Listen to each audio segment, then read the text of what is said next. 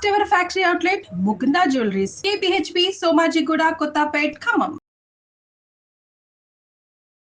నమస్తే రమగారు. నమస్తే జయ. రమగారు, మనం పంచభూత లింగాలు చెప్పుకుంటూ ఉన్నాం. మూడోది అగ్నిలింగం. అగ్నిలింగం అనగానే మొత్తం తెలుగు వాళ్ళందరిలోనూ ప్రచారంలో ఉన్న అరుణాచలేశ్వరుడు. మిగతా పంచభూత లింగాల్లో వేటి గురించి అవగాహన ఉన్నా లేకపోయినా, దర్శనం చేసుకున్నాం లేదు అనే ఆలోచన ఉన్నా, అరుణాచలం మాత్రం ఖచ్చితంగా మనం వెళ్ళి తీరాల్సిందే. రమగారు అంటే ఇట్లా అనొచ్చు అనకూడదు, ఒక్కసారి దర్శనం కోరుకోవచ్చు. ప్రతి నెల వెళ్ళిపోయేవారు ఉన్నారండి. అక్కడట మైకుల్లో చెప్తున్నారంట, దయచేసి నెల నెల రామాకండి, అయ్యో రామ, కొత్త భక్తులకి అవకాశం ఇవ్వండి. అంటే అవకాశం ఉండాలి కదా అందరికి. అంటే మరి ఇలా అనకూడదేమో గాని ఇదంతా ప్రవచనకర్తల ప్రభావమే చేయ. అది సంతోషించదగ్గ విషయమే అయినా కూడా, కాకపోతే ఎక్కువ స్ట్రెస్ చేయబడింది అరుణాచలం. ఐదింటిని స్ట్రెస్ చేసి ఉండొచ్చు కదా, బాగుండేది కదా. జంబుకేశ్వరంలో జనం తక్కువ ఉంటారు, ఆ తమిళనాడు వాళ్లే వస్తారు, తెలుగు వాళ్ళు పెద్దగా కనపడరు. చిదంబరంలో తెలుగు వాళ్ళు పెద్దగా కనపట్టల్లా, ఏం అక్కడికి వెళ్ళరు. అక్కడ కూడా వెళ్ళాలిగా. రమగారు, నేను చిదంబరం వెళ్ళాను మొన్న, లాస్ట్ 2 months బ్యాక్. మనిషి లేరు, మనుషులు ఉండరు, అట్లా ఉంటాడు అయ్యవారు నిరామయంగా. స్వామి పాపం ఎవరు రారు. మామూలుగా మనము దేవాలయాలకి రెగ్యులర్ గా మన ఇంటి దగ్గర వాటికి ఎలా వెళ్తాం, ఎలా జనం ఉంటారు, అంతే ఉన్నారండి. జంకేశ్వరంలో కూడా అంతే. అదే అనుకున్నా. నీకు కంచిలో కొంచెం పర్వాలా, కానీ తక్కువే. వీటితో కంపేర్ చేసుకుంటే కంచి కొంచెం పర్వాలేదు. నిజం. కాళహస్తి మనకి తిరుపతి నుంచి కాళహస్తి, కంచి అందుబాటులో ఉండటంతో విశేషంగా ఉంటాయి. సరే, రాహుకేతు క్షేత్రం అని కొంచెం అక్కడికి బాగా వెళ్తారు. కానీ చూడవలసిన క్షేత్రాలు చాలా ఉన్నప్పుడు అన్నీ చూసి మనం జీవన సాఫల్యాన్ని ఎందుకు పొందము, ఒకచోటకే ఎందుకు వెళ్తాము? స్మరణ మాత్రంతో ముక్తినిచ్చే క్షేత్రమైన అరుణాచలానికి ప్రతి నెల వెళ్తే గానీ మనకి నిష్కృతి లేదన్నట్టుగా ఎందుకు ప్రవర్తిస్తాలి? అవును రమగారు, కొత్త భక్తులకు అవకాశం ఇవ్వాలి. నేను కూడా ఈ మధ్య 12 సార్లు వెళ్ళాము అరుణాచలం అని చెప్పారు ఒకరు. ఏనంటే మాలాంటి వాళ్ళకి కూడా అవకాశం ఇవ్వచ్చు కదా. 12 సార్లు మీరు ఒకరు వెళ్తారా కారు, భార్య భర్త, ఇంకోళ్ళు ఎవరో చుట్టం, ఈసారి ఈ చుట్టం, ఇంకోసారి ఇంకో చుట్టం, వీళ్ళంతా పౌర్ణమి నాడు ప్రదక్షిణం. లక్షల మంది పౌర్ణమి నాడు ప్రదక్షిణం చేస్తున్నారు. తమిళనాడు నీకు తెలుసు, 20 ఏళ్ల క్రితం అరుణాచలంలో అప్పుడప్పుడు పౌర్ణమి నాడు కొంచెం జనం ఆ మాత్రం కనపడేవాళ్ళు. ఇప్పుడు ఆ మాత్రం అన్నది లేనే లేదు. అరుణాచలేశ్వరుడు విసిగిపోయి లేచక్క వెళ్ళిపోతాను నేను ఇక్కడ ఉన్నాను అనేలాగా చేస్తున్నాం. వెళ్ళండి, మంచిదే. దైవ దర్శనం ఎప్పుడు మంచిదే, అందరూ స్వాగతిస్తాం, కానీ అందరికీ అవకాశం ఇద్దాం. అయితే మిగిలిన క్షేత్రాల కంటే అరుణాచలం తాలూకు ప్రత్యేకత ఏంటంటే, అరుణాచలంలో వెలిసి ఉన్న అరుణాచలేశ్వరుడి కంటే అరుణగిరే సాక్షాత్తు పరమేశ్వరుడుగా ప్రఖ్యాతి పొందింది. ఆ గిరి ప్రదర్శన, కొండ గిరి ప్రదక్షిణ ఇంపార్టెంట్. ఎందుకంటే సాక్షాత్తు ఆ కొండే పరమేశ్వరుడు. దీనికి పురాణ గాథలు, 2 ప్రత్యేకమైన గాథలు వింటాం మనం. అరుణగిరి ఎంత ప్రత్యేకమైందో కథలు అంత ప్రత్యేకమైనవి. మనం ప్రతిసారి మన మహాశివరాత్రి గాథలు చెప్పుకునేటప్పుడు బ్రహ్మ విష్ణువులు ఇద్దరు నేను అధికున్నంటే నేను అధికున్నని మేము వాదించుకున్నప్పుడు అగ్నిస్తంభ రూపంలో పరమేశ్వరుడు అక్కడ ప్రత్యక్షమయ్యాడు. ఈ మంటలు వెలిగిపోతున్న ఈ అగ్నిస్తంభం తుది మొదలు తెలుసుకుందామని చెరోవైపుకి ప్రయాణించి, బ్రహ్మదేవుడు నేను చూడకపోయినా చూశానని చెప్పాడు. విష్ణువు నేను దీనికి అంతం నాకు తెలియలేదు, దీని ఆది దీని మూలం ఎక్కడదో నాకు తెలియలేదని ఒప్పుకున్నాడని ఎప్పుడు చెప్పుకుంటాం. ఆ అగ్నిస్తంభ రూపంలో జన్మించింది పరమేశ్వరుడు ప్రత్యక్షమైంది మహాశివరాత్రి నాటి రాత్రి అని చెప్పుకున్నట్టే ఈ అగ్నిస్తంభ రూపమే అరుణగిరి అని చెప్తారు. ఈ అరుణగిరి అంటే ఎర్రని కొండే కాదు, నీ రుణాలన్నీ తీర్చేసేది, నిన్ను అరుణుడిగా చేస్తుంది, ఏ రుణము లేకుండా చేస్తుంది, ముక్తినిస్తుంది. ఇది ఒక ప్రత్యేకమైన గాథగా చెప్తారు. ఆనాడు అగ్నిస్తంభం ఎక్కడైతే ప్రత్యక్షమైందో అది సాక్షాత్తు ఈ తిరువణ్ణామలైగా చెప్పబడేటువంటి అరుణగిరేనని చెప్తారు ఒకటి. రెండో కథ ఏం చెప్తారంటే, కైలాసంలో ఉన్నప్పుడు పార్వతీ పరమేశ్వర్ల సల్లాపాలలో ఒకనాడు అమ్మవారు శివకామసుందరి కళ్ళు మూసిందట. ఆయన కళ్ళు మూసేసరికి శివుడికి మొత్తం లోకాలంతా చీకటైపోయినాయి. తృతీయ నేత్రం ఎప్పుడు మూసుకునే ఉంటుంది. ఈ 2 కళ్ళు మూసేసరికి లోకాల్లో ఎక్కడా వెలుగు లేకుండా అయిపోతే అప్పుడు పరమేశ్వరుడు తానే అగ్నిస్తంభ రూపంలో వెలిశాడు. అదే అరుణగిరి. అమ్మవారు తన పొరపాటు వల్ల అయ్యో నా వల్ల ఇలాంటిది జరిగింది, హేళగా చేసిన పని ఇలాంటి ఇదిగా పరిణమించింది, దీనికి పరిష్కారంగా నేను తపస్సు చేస్తానని అమ్మ తపస్సు చేసి పరమేశ్వరిలో అర్ధభాగాన్ని పొందిన క్షేత్రం అరుణగిరి. ఇప్పుడు ఆయన ఏం చేశాడు, ప్రపంచానికి వెలుగుగా ఈ అరుణగిరిగా ప్రత్యక్షమయ్యాడు. అగ్ని జిమ్ముతూ, ఎప్పుడైతే అగ్నితో వెలుగు ఉంటుంది ఆటోమేటిక్గా, ప్రపంచానికి వెలుగునివ్వడం కోసం పరమేశ్వరుడే స్వయంగా ఈ అరుణగిరిగా వెలిశాడని. కాబట్టి లింగరూపిగా ఉన్న స్వామి కంటే సాక్షాత్ స్వరూపంలో గిరి స్వరూపంలో ఉన్నదే శివుడే అరుణాచలుడు. అరుణాచలం అంటే ఎర్రని కొండగా ఒక స్తంభంలాగా అక్కడ ఉన్నాడు. ఈ గిరిని ప్రదక్షిణ చేయటమే చాలా ముఖ్యమైన సంగతిగా చెప్తారు. తొలికాలం నుంచి ఇదే ఉంది, ముందు కాలం నుంచి ఉన్నదే అరుణగిరి ప్రదక్షిణ.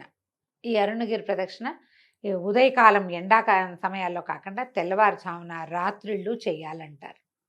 ఇక్కడ వేడిగా ఉంటుంది. అయ్యవారు అరుణాచలేశ్వరుడు గాను, అమ్మవారు అపీత కుచాంబగా, అపీత కుచాంబ సాగబడని కుచములు కలిగిన తల్లి.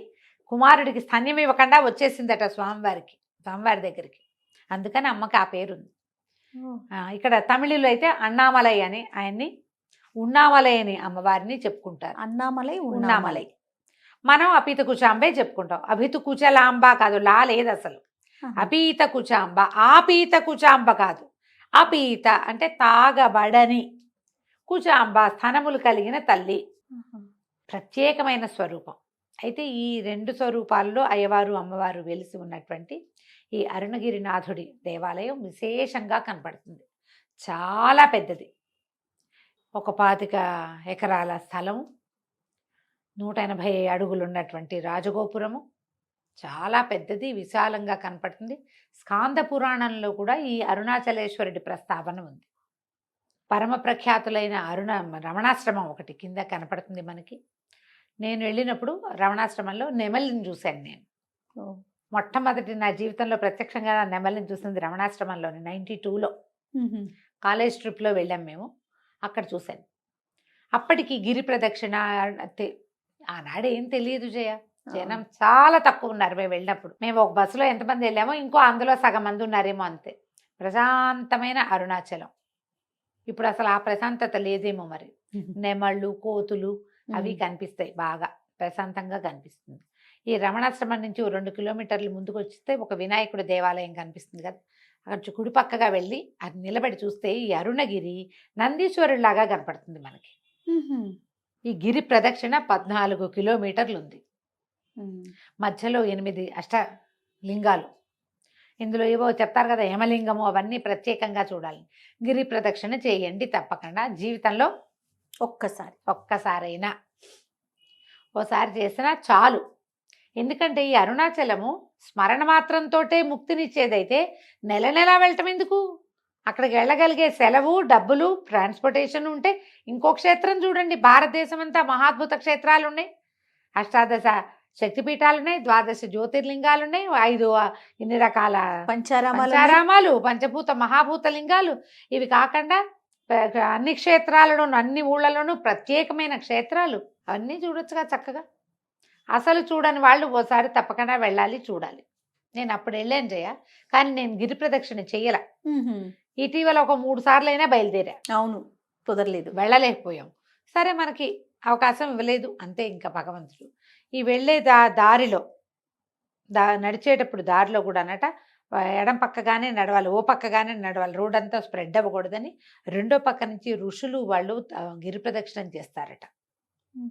రోడ్ అంతా నడవద్దు, మనుషులు మానవులు నడిచేది రోడ్డుకి ఎడం వైపుకే నడవాలి, కుడివైపున దేవతలు కూడా ఈ ప్రదక్షిణ చేస్తారు. పౌర్ణమి నాటి రాత్రి అయితే విశేషంగా వాళ్ళు కూడా వస్తారట. అరుణాచలం ప్రఖ్యాతం అవటానికి అక్కడున్న స్థల పురాణం ఒకటి ముఖ్యమైతే, రమణాశ్రమం రెండోది. భగవాన్ శ్రీరమణులు మన ముందు తరాలలో మన ఆదిశంకరుల గురించి ఎలా ప్రత్యేకంగా చెప్పుకుంటాము. చాలా చిన్నతనం నుంచి ఇక్కడికి వచ్చి సిద్ధి పొందారు రమణులు. వారి రమణాశ్రమం అత్యంత ప్రశాంతమైంది. అది చూడొచ్చు. ఎన్నో దేవాలయాలు కనపడతాయి మనకి, అన్ని దేవాలయాలని మనం దర్శనం చేసుకోవచ్చు. ఎన్ని రకాల ఉపాలయాలు. పచ్చియమ్మన్ దేవాలయం ఒకటి ప్రత్యేకంగా కనపడుతుంది, అమ్మవారిని చూడొచ్చు. ఈ ప్రదక్షిణ చేసేటప్పుడు అన్నదానం చేయొచ్చు, కొంచెం చిల్లర తీసుకెళ్తే ఎంతోమంది సాధువులు వాళ్ళు కనపడతారు, వాళ్ళందరికీ దానాలు చేసుకోవచ్చు. నిశ్శబ్దంగా చేయండి. ఈ అరుణగిరిలో నమస్కారం కానీ ప్రదక్షిణ కానీ నిష్కామంగా చేస్తేనే దానివల్ల ఏ ఫలితం చెప్పబడిందో ఆ ఫలితం లభిస్తుంది. రకరకాల కోరికలతో అరుణాచలేశ్వరుడి దర్శనం చేయొద్దు. చాలా మంచి నియమాలు ఉన్నాయండి. దేవాలయంలోకి వెళ్ళాక నిశ్శబ్దంగా ఉండిపోండి, అసలు మాట్లాడద్దు. లోపల వెచ్చగా ఉంటుంది, అగ్నిలింగం అవటం వల్ల.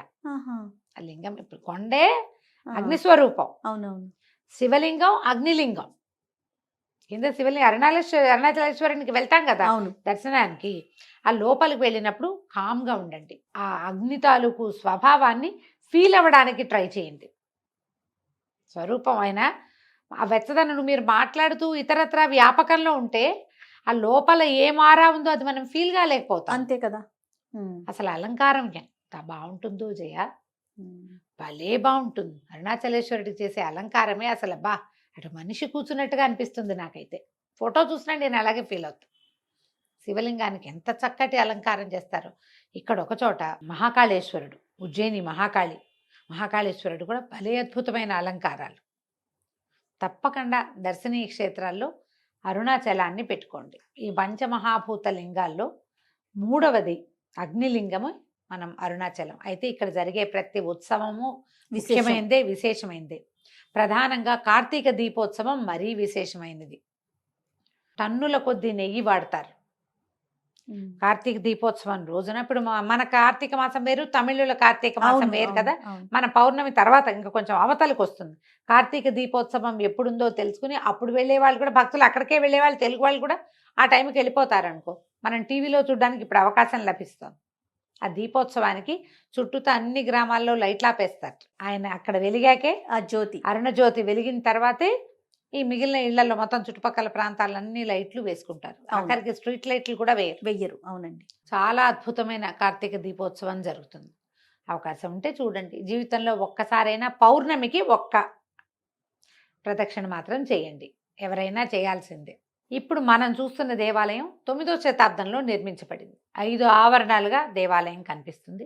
ఆ అమ్మవారు 2వ ఆవరణలో ఉంటుంది. 3వ ఆవరణలో 1000 స్తంభాల మండపం ఒకటి ఉంది. ప్రతి ఆవరణలోనూ వేరువేరు దైవాలు కనపడతారు. తర్వాత 6 సార్లు అర్చన చేస్తారట స్వామికి. ఇక్కడ విశేషంగా నందీశ్వరార్చన, ప్రదోషకాలార్చన అవన్నీ చాలా ప్రత్యేకమైనవి అరుణాచలంలో.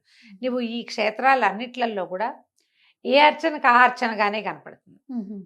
ఈ 3 టన్నుల నెయ్యితోటి చేసేటువంటి కార్తీక దీపోత్సవం మరీ అద్భుతం, విశేషంగా కనిపిస్తుంది. మన కార్తీకానికి వాళ్ళ కార్తీకానికి కొంత తేడా ఉంది కాబట్టి మనం కార్తీక మాసపు తొలి రోజుల్లో దర్శనం చేసుకోవచ్చు. శివలింగాన్ని, మన అగ్నిలింగాన్ని చూడాలి అని అలా భావిస్తే కనుక మొదటి రోజుల్లో మనం దర్శనం చేసుకోవడానికి అవకాశం ఉంటుంది. పర్వదినాలలో వెళ్ళకండి, మామూలు రోజుల్లో వెళ్తే మనకి కొంచెం దర్శనము, తర్వాత ప్రదక్షిణ సులువుగా కుదురుతాయి. గిరి ప్రదక్షిణము, గిరివలం అంటారు, గిరివలమే కదా అక్కడ అనేది. ఈ గిరి ప్రదక్షిణ చాలా ముఖ్యమైనది. అరుణాచల శివుణ్ణి తలుచుకోవాలి.